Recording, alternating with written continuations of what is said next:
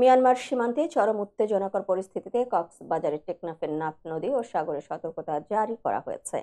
এছাড়া যেসব জেলেরা মাছ ধরতে যাবেন তাদের সতর্কভাবে চলাচলের জন্য বলা হয়েছে। সোমবার ও মঙ্গলবার সকালে উপজেলা প্রশাসন থেকে সতর্ক করে মাইকিংও করা হয়েছে। বিষয়টি নিশ্চিত করেছেন টেকনাফ উপজেলা নির্বাহী কর্মকর্তা শেখ এহসান উদ্দিন।